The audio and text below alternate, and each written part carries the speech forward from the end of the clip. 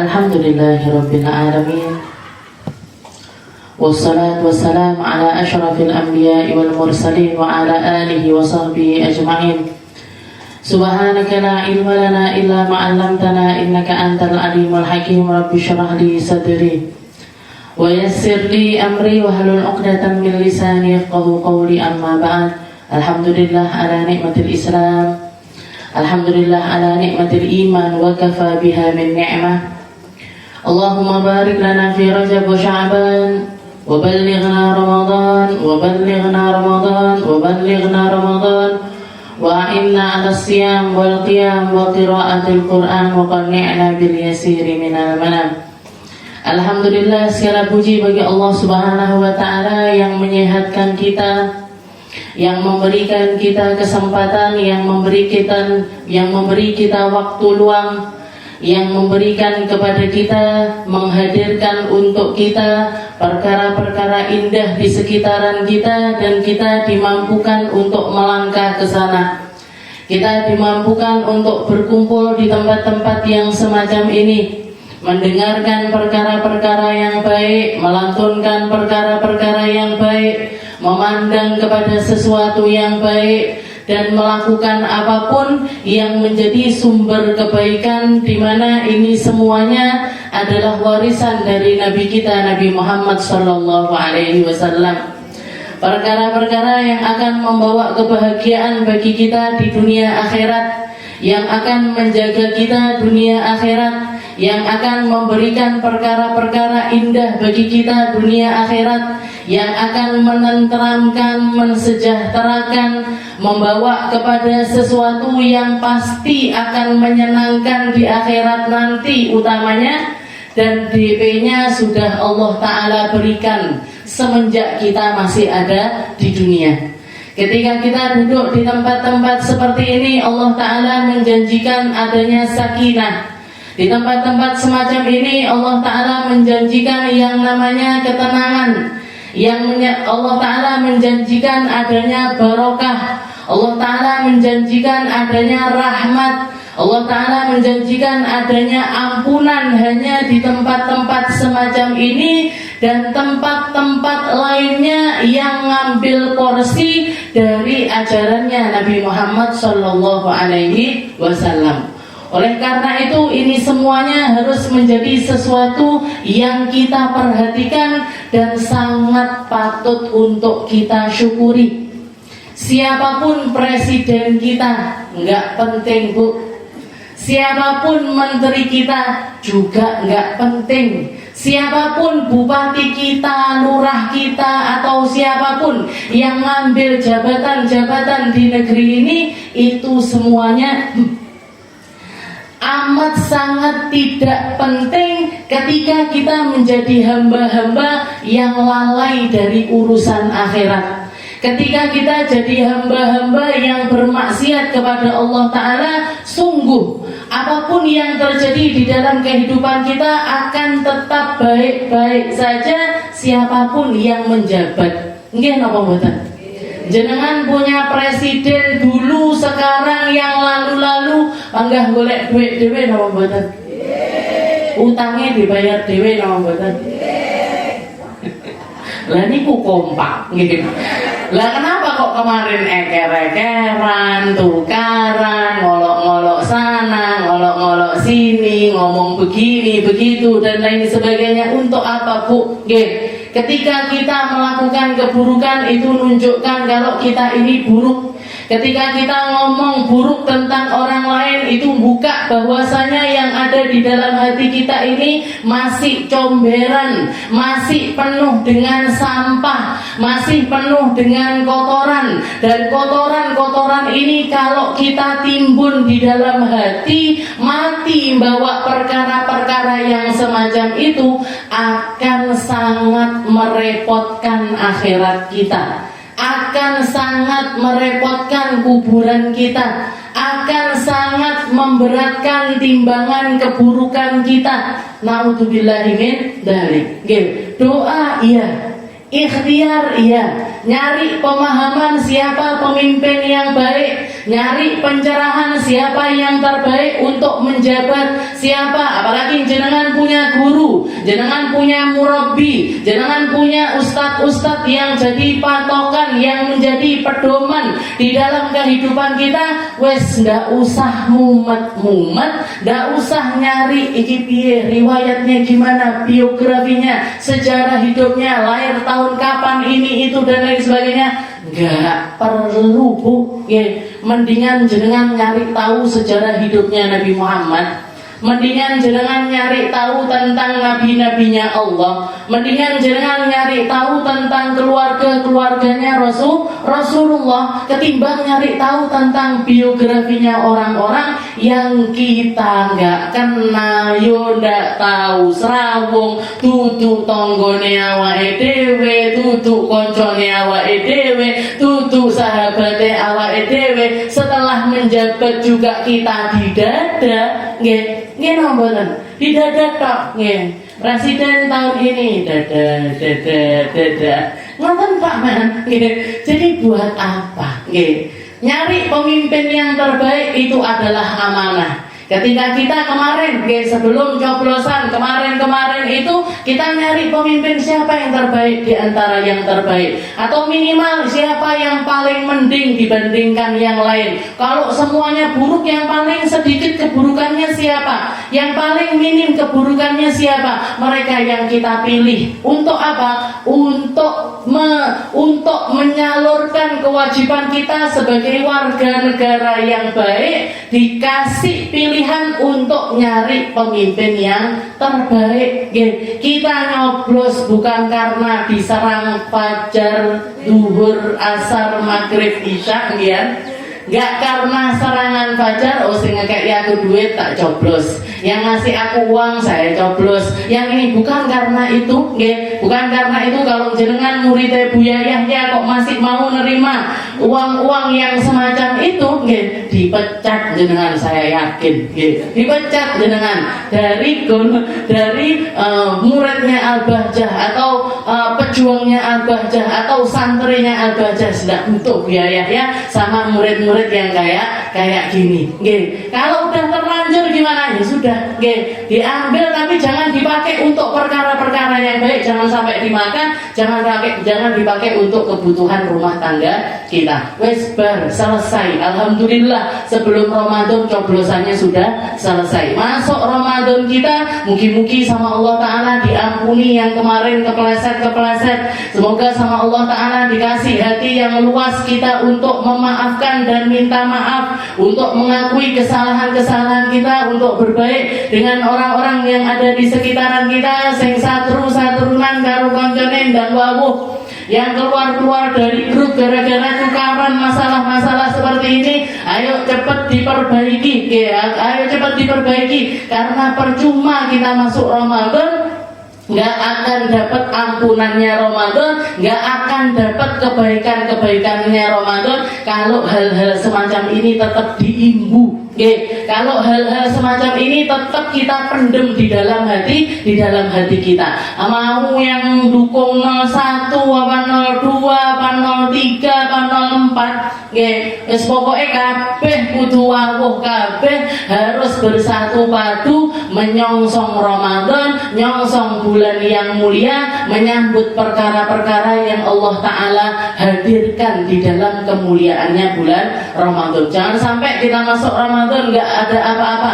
Jangan sampai kita masuk Ramadan hati kita nggak kita persiapkan. Jangan sampai kita masuk Ramadan dan Allah Ta'ala mengharamkan perkara-perkara baik dari dalam diri kita. Mungkin sama Allah Ta'ala dibersihkan hati kita, disiapkan jadi tempat yang terbaik untuk nerima khusyuknya sholat, untuk nerima diterimanya puasa, untuk nerima banyaknya sedekah, untuk nerima indahnya bangun malam, untuk nerima sahur serta buka puasa dosa yang luar biasa, bermakna di sisi Allah Ta'ala, dan sangat syarat dengan kebaikan-kebaikan yang luar biasa. Jangan sampai gara-gara hal semacam ini kita terlena dan juga kita dihinakan oleh Allah Subhanahu wa Ta'ala. Jadi selesai, ditutup. Oke, sekarang kita jadi satu kesatuan, kita jadi orang-orang yang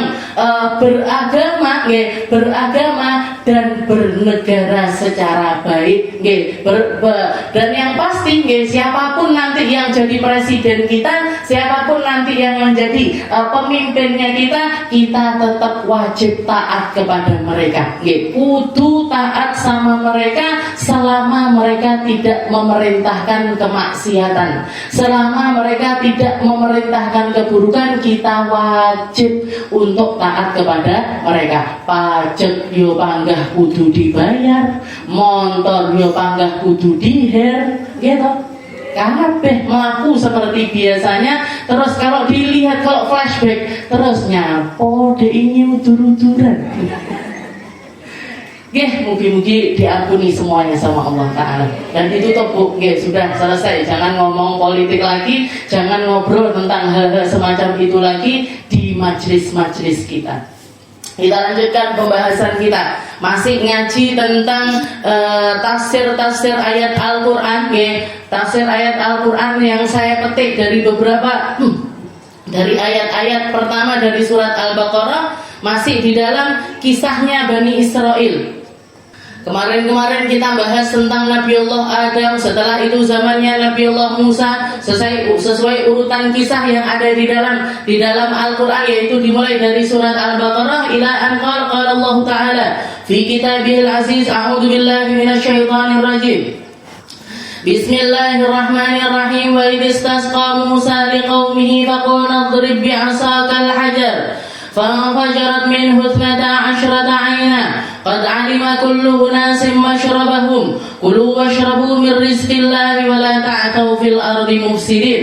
Ini ayat menceritakan tentang mukjizatnya Nabiullah Musa, menceritakan tentang satu peristiwa yang Allah Ta'ala anugerahkan kepada Bani Israel lewat nabinya, yaitu Nabiullah Musa. Dikatakan Allah Ta'ala menceritakan wa idistasqa Musa liqaumi, ketika kaumnya Nabi Allah Musa minta kepada Nabi Musa ketika mereka di dalam perjalanan yang panjang, dalam keadaan kehausan, bekal minum mereka menipis, bahkan sudah habis. Banyak di antara mereka yang amat sangat kehausan. Mereka minta sama Nabi Musa, ya Musa, isqina min ma'illah, kasih kami minuman air yang datang dari Allah Subhanahu wa Ta'ala. Mereka minta lewat nabinya Allah, mereka minta lewat kekasihnya Allah, mereka minta dengan perantara seseorang yang mereka yakini paling dekat kepada Allah Ta'ala.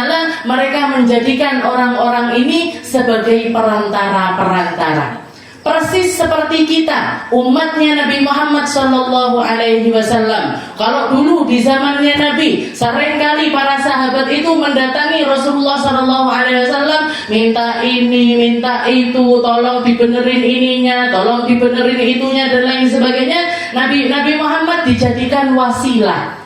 Nabi Muhammad dijadikan perantara mereka untuk didoakan, dibenahi, dibersihkan, dan lain sebagainya lewat sosok Nabi Muhammad Sallallahu Alaihi Wasallam. Makanya kalau yang sering kali baca Maulid Tiba, sering baca Maulid Tiba, nama buatan jenengan.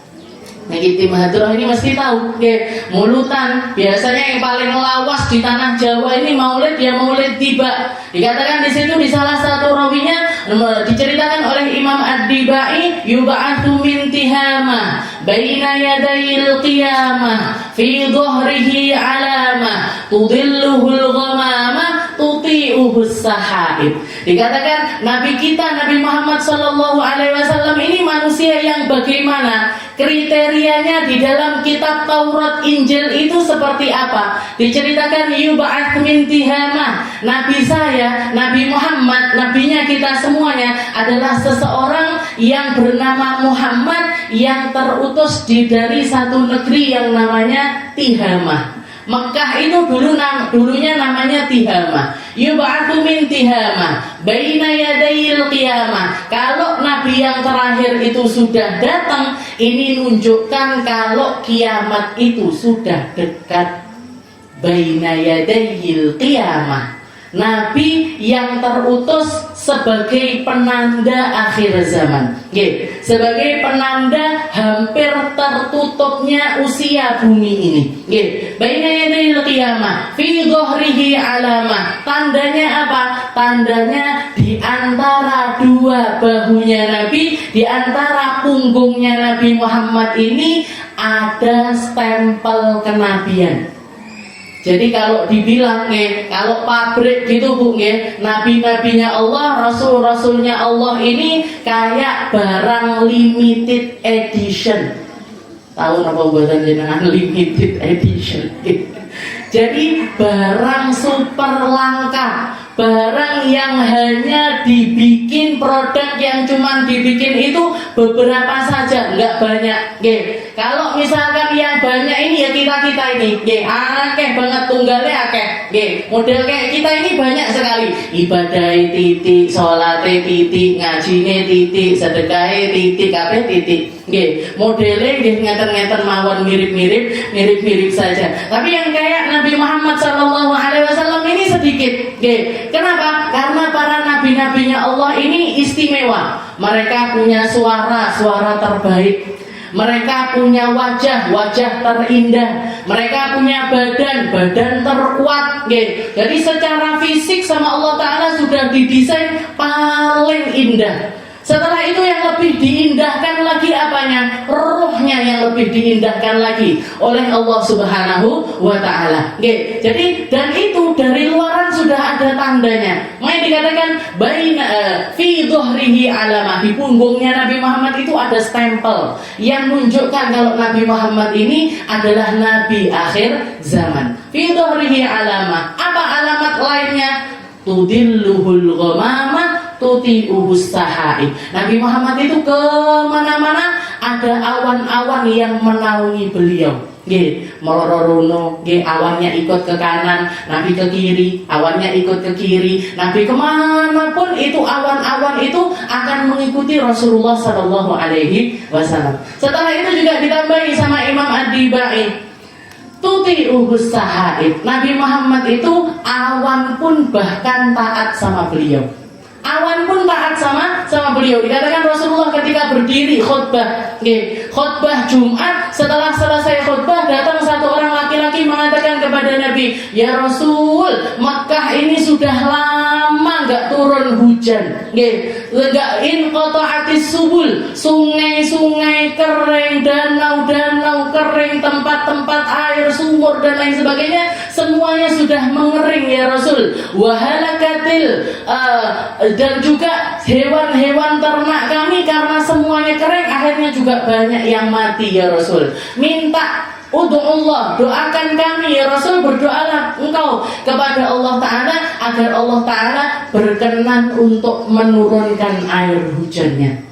Dikatakan waktu itu juga tidak pakai lama, tidak pakai besok, tidak pakai piye-piye, Rasulullah langsung mengangkat tangannya sampai kelihatan ketiaknya, sampai kelihatan bagian ini saking tingginya mengangkat tangan. Beliau minta sama Allah Ta'ala dengan kalimat, "Allahumma aghithna ghaithan mubarakan." Ya Allah, kasih kami air hujan, bantu kami agar kekeringan ini segera menghilang.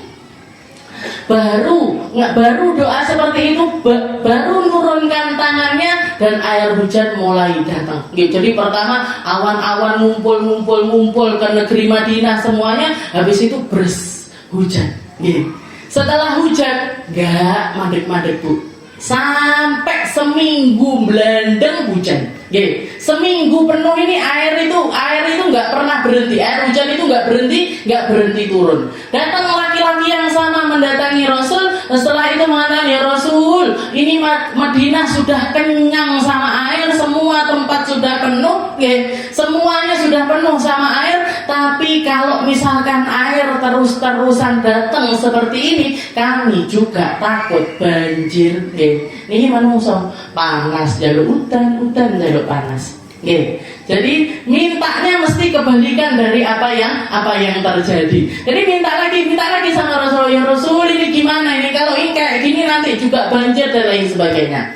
Rasulullah angkat tangan untuk kedua kalinya. Setelah itu beliau mengatakan, Allahumma hawalaina la alaina. Ya Allah, air hujannya minggir-minggir aja, di pinggirannya Madinah, jangan di tengahnya Madinah. Minggir itu air hujan, Bu. Jadi ketika Rasulullah mengatakan Allahumma hawalaina, Allahumma hawalaina, itu awan yang di sebelah sini minggir, awan yang sebelah di sini minggir. Minggir di pinggir-pinggirannya Madinah, dan tengah-tengah Madinah nggak terkena hujan lagi. Ini Nabi kita, Nabi Muhammad sallallahu alaihi wasallam. Jadi beliau cuma Allahumma hawalaina la alaina, ya Allah ini minggirkan. Jadikan air hujan ini bukan air hujan yang akan mencelakakan kami. Nah, itu Rasul kita, Nabi Muhammad sallallahu alaihi wasallam. Dikatakan Nabi Allah Musa juga gitu, diceritakan di dalam Al-Qur'an, wa idistasqa Musa wa idistasqa Musa liqaumihi faqulna idrib bi'asakal hajar. Ketika kaumnya Nabi Musa minta untuk diturunkan air hujan, Nabi Musanya doa kepada Allah Ta'ala untuk diturunkan air hujan. Allah Ta'ala memerintahkan kepada Nabi Musa, ya Musa idrib bi'asakal hajar, pakai tongkatmu itu, lemparkan atau pukulkan di atas batu ini, di atas batu, fadrib bi'asakal hajar, pukulkan di atas batu tersebut, fanfajarat, maka langsung dari batu tersebut keluar air, keluar mata air yang jumlahnya itu ada 12 mata air. Jadi keluar dari batu ini, keluar dari batu ini, keluar dari batu ini, keluar dari batu ini, keluar. Fanfajarat minhu ithnata asyrata aina. Katanya Allah Ta'ala, maka keluarlah 12 mata air yang memancar dengan derasnya. Fakana kullu masyrabahum. Jadi semua kaum itu tadi tahu persis harus pergi ke mata air yang mana. Karena waktu itu dikatakan Nabi Musa ini Bani Israel itu kan dari dulu itu nomaden. Jadi pindah dari satu tempat ke tempat yang lain, nggak pernah punya negara, Bu. Bahkan dari zamannya nabi-nabi terdahulu, mereka ini adalah satu kaum yang nggak pernah punya negara, nggak pernah punya negara, nggak pernah punya tanah. Di zaman Nabi Musa mereka keliling dari satu tempat ke tempat yang lainnya, nggak punya rumah, nggak punya tanah. Jadi ini dalam perjalanan itu dikatakan Nabi Musa bawa 12 kabilah, 12 suku, 12 suku dibawa, dan satu suku itu jumlahnya banyak-banyak semuanya. Maka sama Allah Ta'ala diaturkan untuk mereka nggak cuma satu mata air, karena banyaknya jumlah umatnya Nabi Musa, maka dibikin sama Allah Ta'ala itu 12 mata air. Setiap kabilah dapat jatah satu mata air, satu. Setelah itu Allah Ta'ala menambahkan dengan kalimat kulu washrabu. Katanya Allah Ta'ala, silahkan makan, silahkan minum, min rizqillah, dari rizki yang Allah Ta'ala berikan kepadamu, wala ta'thaw fil ardi mufsidin, jangan jadi orang-orang yang merusak dengan negeri ini. Allah Ta'ala ngasih kita rezeki, tapi jangan sampai gara-gara kita nyari rezeki sampai bikin orang lain ini terdolimi. Kita boleh ngambil rizki, boleh nyari rezeki, boleh menanam ini, menanam itu, dan lain sebagainya. Tapi satu yang Allah Ta'ala pesankan, wala ta'thaw fil ardi mufsidin, jangan jadi para perusak, jangan jadi orang-orang yang dolim, jangan jadi orang-orang yang makan perkara-perkara dari Allah Ta'ala, tapi karena kekuatan makanan ini justru kita pakai untuk maksiat kepada Allah Ta'ala. Malu kita. makan dari Allah, minum dari Allah, rezeki dari Allah, kesehatan dari Allah, bisa melihat dari Allah, bisa dengar dari Allah Ta'ala, tapi malah justru apa yang dikasih sama Allah kita pakai untuk maksiat kepada Allah, dipakai ngomong kotor, dipakai dengar yang gak benar, dipakai untuk ngambil haknya orang lain, dipakai untuk nginjek keadaannya orang lain dan lain sebagainya. Jangan sampai menjadi orang-orang yang perusak, wala ta'thaw fil ardi mufsidin. Ini yang dipesankan oleh Allah Ta'ala kepada Bani Israel. Jadi dikatakan ketika melihat kejadian yang semacam itu, mukjizat luar biasa besar di depan mata, Nabi Musa cuma ngambil tongkat, dilemparkan atau dipukulkan ke atas batu, dan dari batu tersebut keluar air yang memancar begitu deras. Begitu selesai, orang-orang semuanya sudah kenyang, sudah minum, sudah mandi, sudah wudhu, ini itu dan lain sebagainya. Yang namanya Bani Israel, orang-orang Bani Israel ini mikirnya itu, dan mungkin kalau saya lihat bukan cuma Bani Israel aja, akan selalu ada orang-orang yang berpikir dengan cara yang sebaliknya, dengan pikiran yang harusnya kita mikir. Kalau kita melihat kejadian yang seperti itu, harusnya kan yang kita lakukan, alhamdulillah ya Allah, sujukno cedek karo Nabi Musa, sujukno saya dekat, bisa ini, bisa itu dan lain sebagainya. Yang dijaga kan Nabi Musanya. Ini orang-orang Bani Israel ini mikirnya lain. Terus piye iki? Kalau kita melanjutkan perjalanan, batu-batu yang keluar air ini tadi apa digawa yo? Apa dibawa aja? Kita kemana-mana bawa si batu ini tadi. Ada juga yang memikirkan, aduh ini nanti kalau tongkatnya Nabi Musa hilang, terus gimana? Kita nggak ada air minum lagi. Jadi cara mikirnya justru malah fokusnya ke batu, fokusnya ke tongkat. Padahal ini semuanya ini terjadi karena izinnya siapa? Allah. Dan Allah Ta'ala bersama siapa? Nabi Musa bersama orang-orang yang beriman. Jadi harusnya yang kita jaga dari segala sesuatu yang ada di dalam kehidupan kita ini, iman kita, Bu.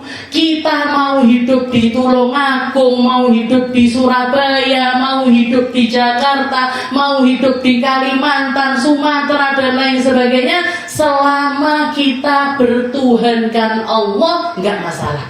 Selama kita yakin kepada Allah nggak masalah. Selama kita beriman dan juga bertakwa, menjalankan apa yang Allah Ta'ala syariatkan, kita akan aman dimanapun kita berada. Jangan punya anak-anak satu sekolah di sini, satu sekolah di sini, satu sekolah di sini.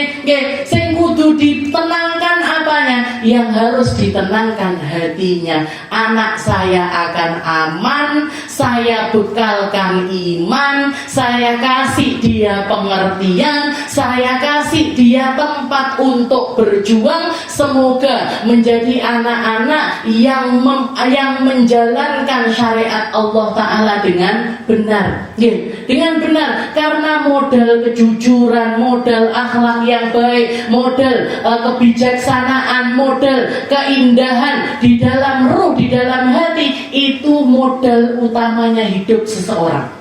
Kita orang manusia, kalau misalkan akhlaknya buruk, hatinya buruk, omongannya buruk, pelit, gak amanah, suka berkhianat dan lain sebagainya, neng dindi ndak disenengi uang. Nggih napa mboten? Jenengan suka punya teman yang pelit? Lek budal bakso, amen titip bayarono yo, titip bayarono yo, titip bayarono yo. Panggah ngono cerita lama, gitu.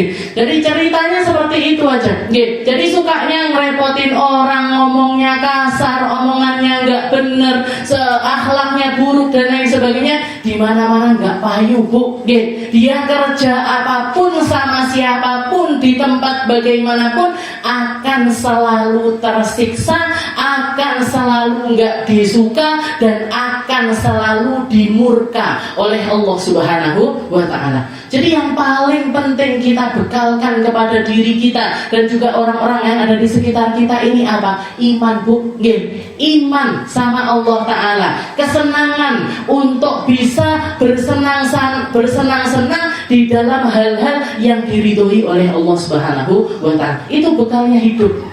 Bekalnya hidup. Kulu washrabu. Katanya Allah Ta'ala, makanlah silahkan, minumlah silahkan, min rizqillah wala ta'thaw fil ardi mufsidin. Tapi jangan kamu pakai rezeki dari Allah Ta'ala ini justru malah kamu pakai untuk hal-hal yang Allah Ta'ala murkai, yang Allah Subhanahu wa Ta'ala murkai. Jadi itu yang diajarkan sama di dalam ayat ini. Setelah itu di dalam ayat ini Allah Ta'ala juga menjelaskan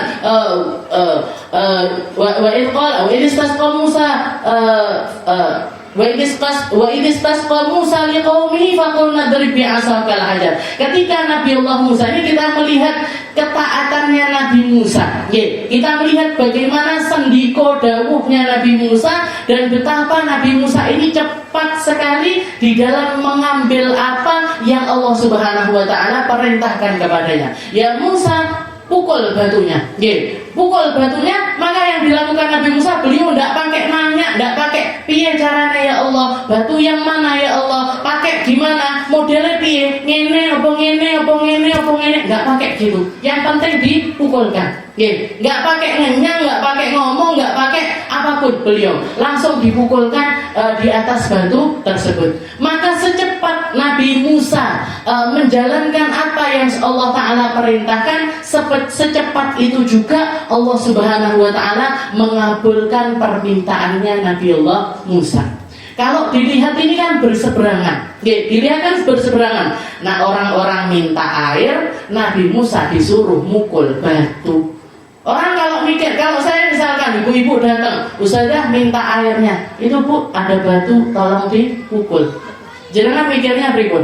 Ustazah ini gimana toh? Di sini ada air, kok disuruh ke sana ngambil apa? Mukul batu. Disuruh mukul batu. Itu harus yang terpilih. Istilahnya kalau orang pakainya logika. Kalau orang pakainya logika, disuruh sama Allah Ta'ala seperti itu, kok malah disuruh mukul batu. Tapi Nabi Musa nggak pakai gimana, nggak pakai kenapa, seperti apa, modelnya dia nggak pakai, langsung dijalankan oleh Nabi Allah Musa. Dan secepat itu juga Allah Ta'ala mengabulkan apa yang diminta sama Nabi Musa. Makanya Bu, orang kalau mau dicinta sama Allah, semakin dekat kepada Allah dan dipenuhi hajat-hajatnya oleh Allah Ta'ala, ini kuncinya di mana? Kuncinya di mana? Biar kita kalau doa cepat terkabul, biar kalau kita punya hajat cepat diijabah sama Allah Ta'ala. Kuncinya ini ada di mana? Ada di dalam kecepatan kita di dalam taat kepada Allah Subhanahu wa Ta'ala.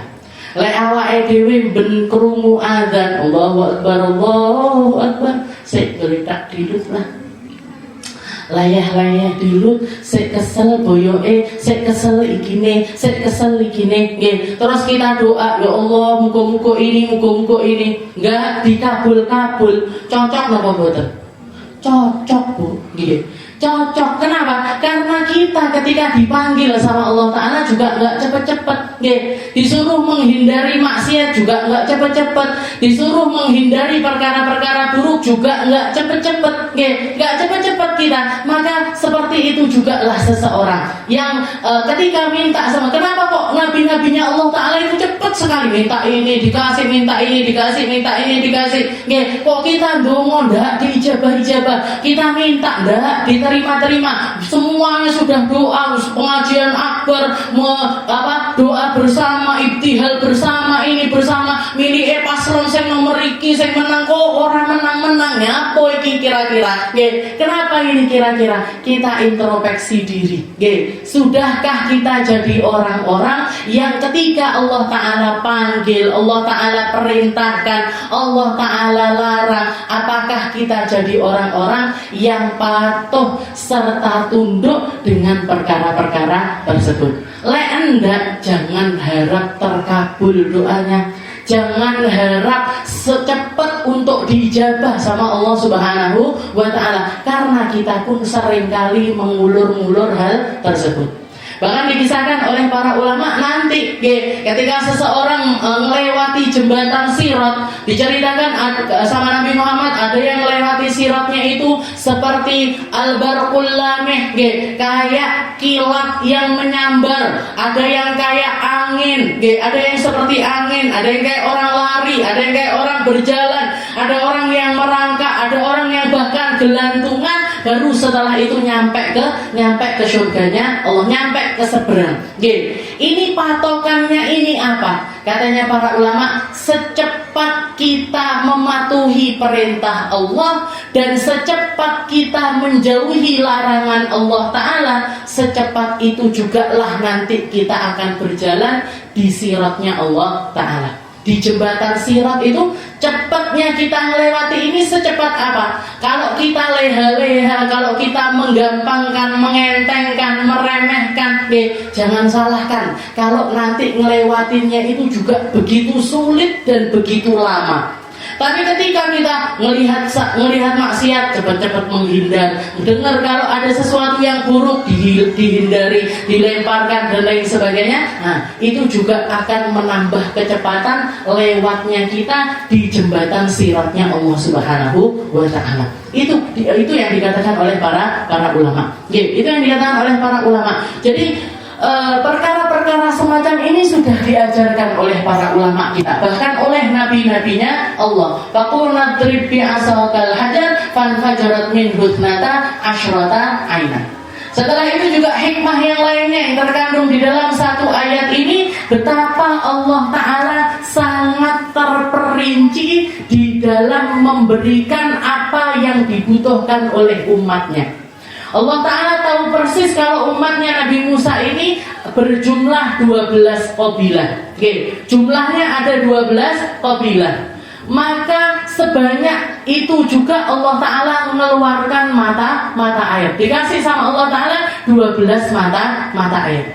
Ini menunjukkan kalau apa? Betapa Allah Ta'ala itu ketika mentartib sesuatu itu selalu sangat sempurna dan selalu ada manfaatnya. Selalu ada manfaatnya, entah kita tahu atau kita nggak tahu, entah nyampe ke kita ilmunya atau nggak nyampe ke kita ilmunya, tapi setiap desain yang Allah Ta'ala desainkan atau setiap ciptaan yang Allah Subhanahu wa Ta'ala ciptakan akan selalu ada manfaatnya. Akan selalu ada manfaatnya. Jangan kalau melihat desain badan kita aja, desain yang ada di dalam tubuh kita. Kita punya rambut, setiap harinya nambah panjang. Tapi ada rambut lain di bagian wajah, tempatnya nggak jauh dari rambut kepala, tapi nyapo nggak tumbuh. Apa yang bikin yang ini tumbuh, yang ini nggak tumbuh, ini apa? Kalau misalkan Allah Ta'ala mau bikin podo kabeh semua bulu tumbuh terus-terusan, jenengan apa ndak bingung lek cukuran?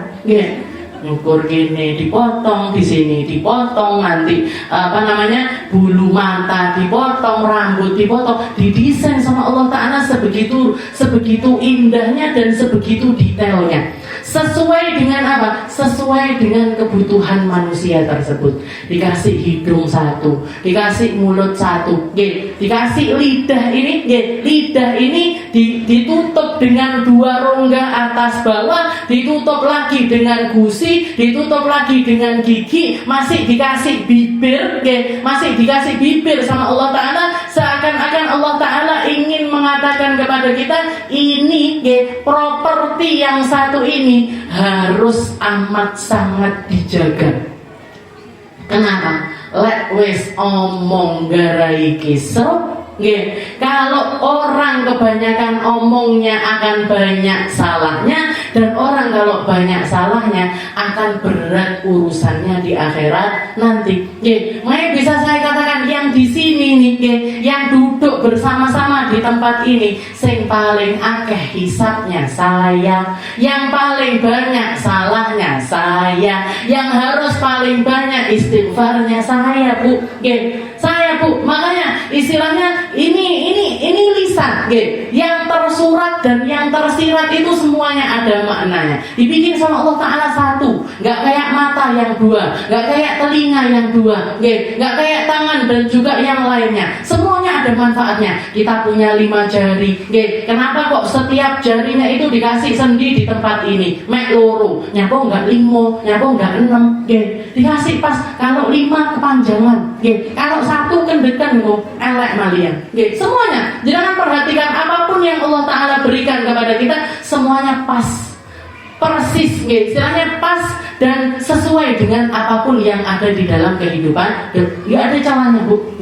Ciptaannya Allah Ta'ala itu nggak ada celahnya. Makanya ini juga pembelajaran bagi kita. Kalau kita bikin sesuatu atau mengkonsep sesuatu atau mengatur sesuatu, sesuaikan dengan jumlah kebutuhan kita. Sesuaikan dengan jumlah kebutuhan kita. Jangan di rumah misalkan, jangan di rumah hidup bertiga, jangan berdua sama suami sama satu anak. Nggak perlu masak nasi sampai 25 kilo di rumah. Ini apa pembuatan? Jangan masak 25 kilo kira-kira habis mau pembuatan seharian.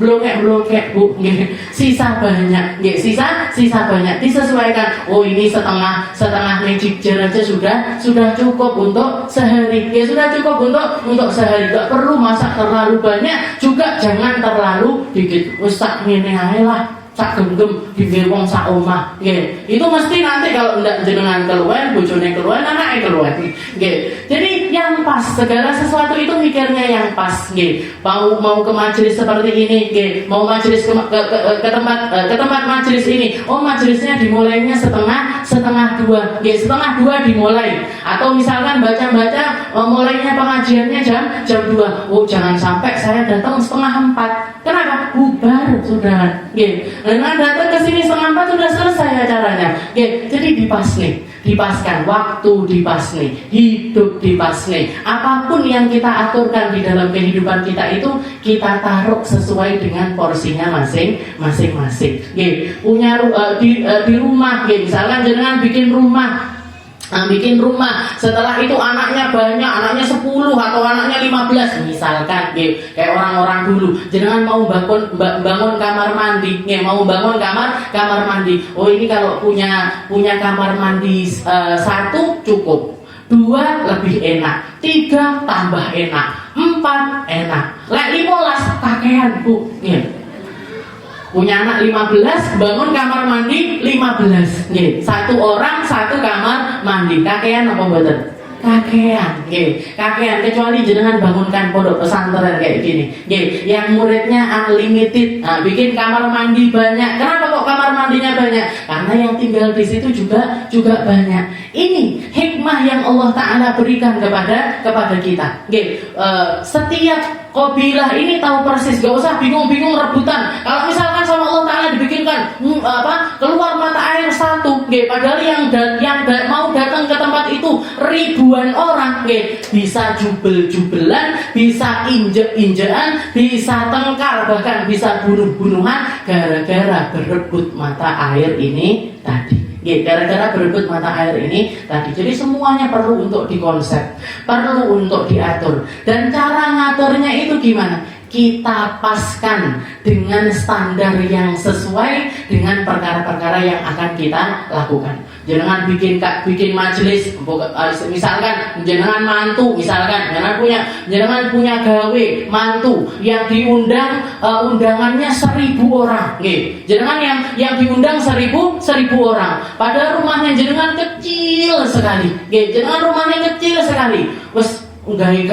Bikin acara di rumah aja lah, yang diundang orang 1000. Nah ini mesti crowded nih, ini mesti bakalan kesel ini. Rumahnya tonggo-tonggo ikut keganggu, rumahnya orang-orang sekitar kita juga akan ikut terganggu. Kenapa? Karena 1000 orang datang ke rumah kita, sedangkan rumah kita sempit. Kalau mau undang 1000 orang juga harus menyiapkan tempat untuk 1000 orang.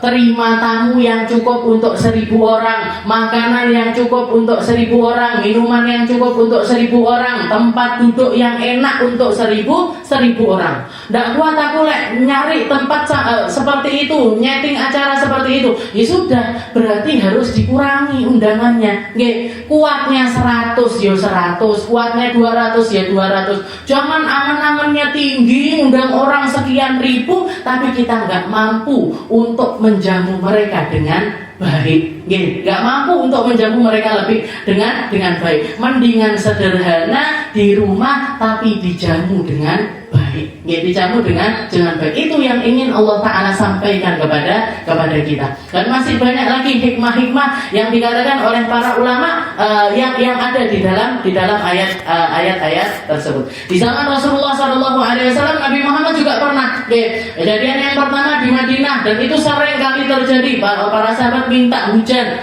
Juga pernah ketika Rasulullah pergi untuk pergi perang, ketika Rasulullah pergi berperang, dikatakan para sahabat ini kehabisan makanan, kehabisan minuman. Sebagian di antara mereka pamit sama Nabi Muhammad, ya Rasul, kami sembelih aja ya kendaraan kami, kuda kami, onta kami, kita sembelih aja buat makan, dan susunya kita ambil, kita perah untuk minum, dan dagingnya kita pakai untuk makan. Sama Nabi Muhammad diizinkan, ya sudah, pakai aja, disembelih aja. Katanya diprotes sama Sayyidina Umar, ya Rasul, kalau misalkan mereka ini yang punya kendaraan ini, semua kendaraannya disembelih, terus padahal perjalanan kita masih sangat jauh sekali, terus mereka nanti harus jalan kaki sekian lama, dan perjalanan kita pastinya akan semakin panjang karena mereka akhirnya harus berjalan kaki. Terus gimana wahai Umar? Gimana caranya wahai Umar? Katanya Sayyidina Umar,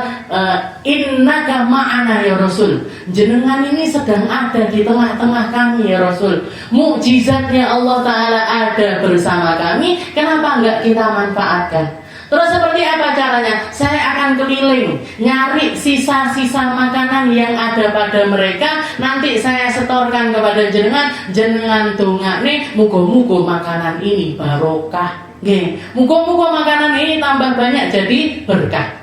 Maka benar, Sayyidina Umar bleber sorbannya dikelilingkan ke semua batalion perang waktu itu.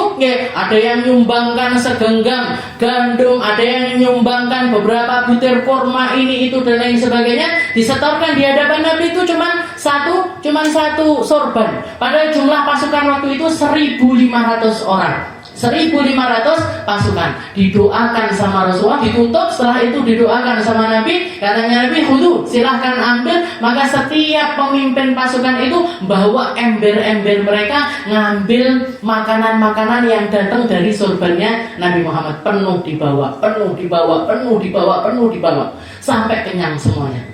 Setelah itu tinggal mikir minumnya. Air minum juga tambah sedikit, tambah habis semuanya. Gimana wahai Umar? Ini ada sisa air minum, saya taruh di dalam wadah. Wadahnya itu kecil, Bu, enggak wadah besar seperti itu, enggak. Wadah kecil, ada sisa air sedikit di tempat tersebut. Rasulullah masukkan tangannya ke dalam bejana tersebut, dan air nyumber dari dalam bejana itu tadi enggak berhenti sampai dikatakan oleh para sahabat, kami minum, kami pakai wudu, kami pakai mandi, kami pakai untuk semua kebutuhan kami, kenyang perut kami, hilang dahaga kami, dan air terus keluar dari dalam bejana tersebut. Sampai dipakai semua orang. Dikatakan ada salah seorang tabi'in yang nanya kepada Sayyidina Anas bin Malik waktu itu ada di dalam kejadian tersebut. Ketika Sayyidina Anas menceritakan tentang perkara tersebut, pertanyaan yang keluar dari lisan orang ini mengatakan, kam ma'akum, kalian itu jumlahnya berapa orang? Ketika kejadian itu jumlah kalian berapa orang? Katanya Sayyidina Anas, kam ma'ana, yang kamu tanyakan kok jumlah kami. Tidak penting itu jumlah kami itu ada berapa orang. Misalkan yang ada bersama kami itu ada lebih dari 200.000 orang sekalipun, air itu akan cukup untuk minum, mandi dan wudu kita. Bahkan jumlah kami waktu itu 1.500 orang. Tapi intisari dari hikmah kejadian mukjizatnya Nabi Muhammad ini apa? Intisarinya itu apa? Intisarinya itu adalah ketika Allah Ta'ala mau nyampaikan rezeki, memberikan rezeki lewat orang-orang kecintaannya, itu bisa lewat mana saja, bisa lewat jalan apa saja. Meskipun tanpa perantara sekalipun akan bisa dilakukan oleh Allah Subhanahu wa Ta'ala. Jadi itu yang terjadi di zaman Nabi Muhammad sallallahu alaihi wasallam. Sayyidina Ibnu Mas'ud juga mengatakan ketika melihat kejadian yang seperti itu, saya minum, sudah kenyang, panggah tak minumi, kenyang tak minumi terus, dengan harapan apa? Ini air nggak akan pernah bisa ditemukan lagi dimanapun. Ini air nggak akan pernah terjadi lagi dimanapun. Di zaman nanti nggak akan pernah bisa kita temui lagi. Maka kalau nggak sekarang saya minum, kapan lagi? Itu Abdullah bin Mas'ud. Jadi dia minum sebanyak-banyaknya dari air yang keluar dari jari jemarinya Rasulullah Shallallahu Alaihi Wasallam. Para ulama mengatakan wa afdalul miyah ma'un qad naba min baini asabi'in nabiyil muttaba. Kalau ditanya tentang masalah air paling afdal yang pernah Allah Ta'ala ciptakan ini air apa?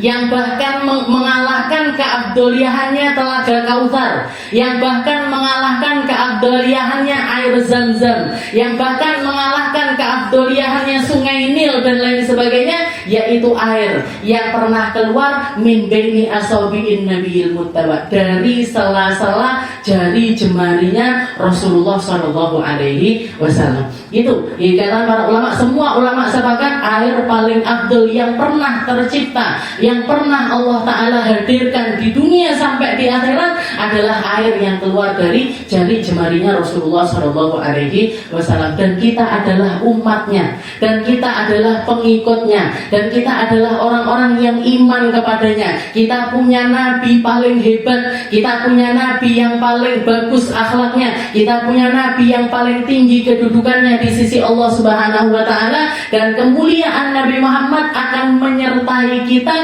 ketika kita tunduk dan patuh juga kepada Rasulullah Sallallahu Alaihi Wasallam. Mungkin sama Allah Ta'ala kita ditambah barokahnya, sama Allah Ta'ala ditambah cintanya, sama Allah Ta'ala ditambah kedekatannya, sama Allah Ta'ala ditambah kehadiran Nabi Muhammad Sallallahu Alaihi Wasallam di dalam hati kita, di dalam pikiran kita, di dalam rumah tangga kita, di dalam pekerjaan kita. Semoga Nabi Muhammad selalu menyertai kita, mendekati kita, dan selalu ada di dalam hati kita. Dan mungkin sama Allah Ta'ala anak-anak kita dikasih kecintaan yang bagus, kecintaan yang banyak, kecintaan yang luar biasa kepada nabinya, kecintaan yang luar biasa kepada rasulnya, kecintaan yang luar biasa kepada orang-orang yang serius jalan di jalannya Allah Subhanahu wa Ta'ala. Dan mungkin sama Allah Ta'ala kita dikasih pemimpin yang baik, dikasih pemimpin yang sayang sama kita, dikasih pemimpin yang akan membawa kebaikan dunia akhirat untuk kita. Dan semoga Allah Subhanahu wa Ta'ala jaga negeri kita,